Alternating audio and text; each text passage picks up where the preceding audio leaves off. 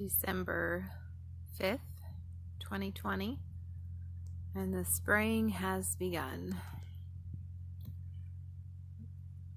My very generous and kind husband is out with my sprayer backpack. I'm trying not to be too jealous, but he's out spraying the glyphosate to kill the brome. So we burned the brome last month, and then I'll show you in a little bit the new growth that came after that. And this is what he's working on killing right now. One thing I didn't realize about glyphosate or Roundup is how it requires a growing plant, or like a living plant, for it to be activated. So it becomes inert. It doesn't go into the soil. We've never used glyphosate in any of our gardens because I've always been afraid of chemicals and, herbicides, pesticides in the garden, because I didn't want to hurt our food or our friendly pollinators. And anyways, one of the, I think the most helpful things about doing a project like this is how much you learn, and how much that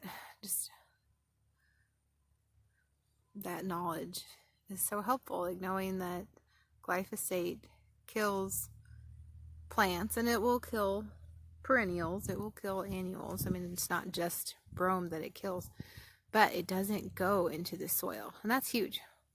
To be able to use it and spray it and not worry about it being absorbed into the ground or absorbed into the roots. So that was one of the best things that we learned from the state biologist that came and gave us some tips on what to do. And it's been corroborated from further sources. So that's helpful to know that this is literally the only way to turn a brome field into a wild grass or prairie area, because otherwise the brome is too invasive, it's too competitive, it will choke everything out. So you got to kill it, and in order to kill it you need glyphosate. And it's wonderful knowing that the glyphosate is not going down into the soil, because the next step is to broadcast seeds. So here we are. We are super behind, but can't really help it. So we're getting done what we can. And the reason that he's out there and I'm sitting here, and the reason that we are farther behind than we expected to be or wanted to be, is that we got the shock of our lives last month when we found out that we're expecting again. So that's definitely taken, it's a wonderful surprise, but it's a huge adjustment. And right now I've got the morning sickness, which is so poorly named, because morning sickness knows no time limit.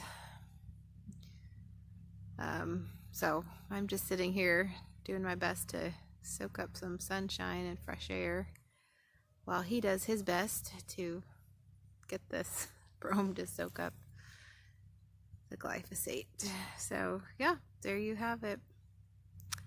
You just never know what but yeah, it's put us a little bit behind, but it's also a wonderful gift. So not complaining. It's just hard to keep the motivation up when you feel like pregnancy first trimester makes you feel. So thankful for a sunny day, and thankful for a helpful husband, and yeah, thankful for this growing baby. Hopefully all these things will just come together next year. We'll see. Here is the new growth. It's been about a month since we burned, and I think for as late as it was when we burned, and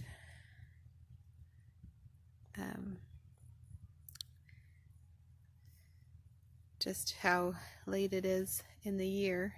But this is really good. I'm pleased. I was a little bit concerned that it wouldn't grow, even though it's a cool season grass. I mean, it was November, late November when it's growing. So, but yeah, here's the brome, and hopefully it will soak up the glyphosate and die and not be here anymore. That is the goal today. Happy to see it, happier to see it go.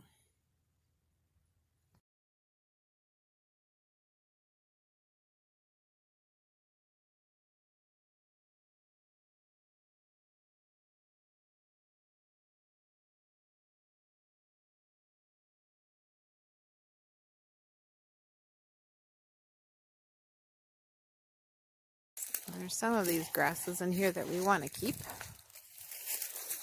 like this one. And you can see some other clumps of it. So he's giving those a wide berth and working his way backwards because there is a slight breeze. So he's trying to stay upwind.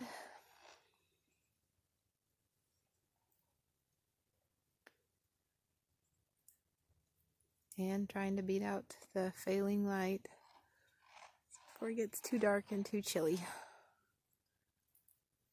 Just, it's so funny how you can wait for something for so long and plan out all you're going to do, and yet it still becomes like a race. It's both a race of learning and understanding and then doing. And every time I try something, I think it's going to be simpler than it actually is. And that was definitely the case here.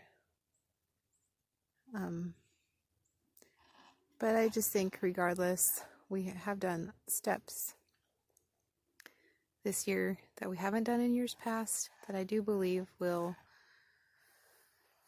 just add to the potential for success.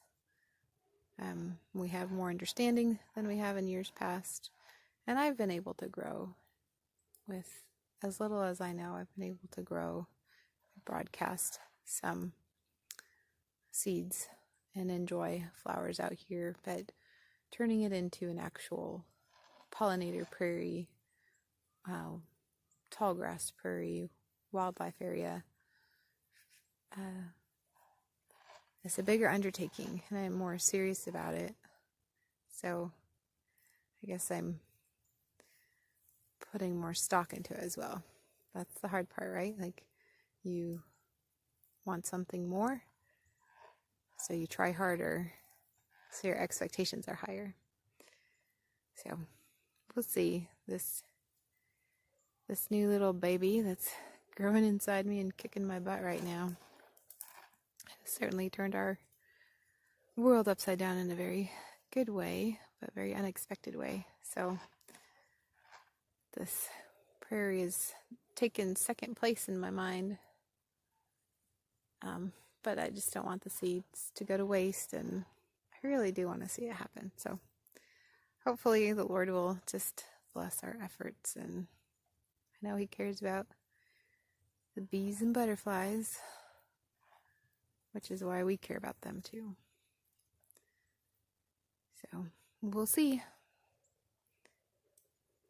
Might not even show up next spring because it takes a couple of years to really develop, but maybe by the time we've got a little toddler running around with his or her big siblings, there will be some tall, beautiful prairie grasses and native flowers for him or her to be running through.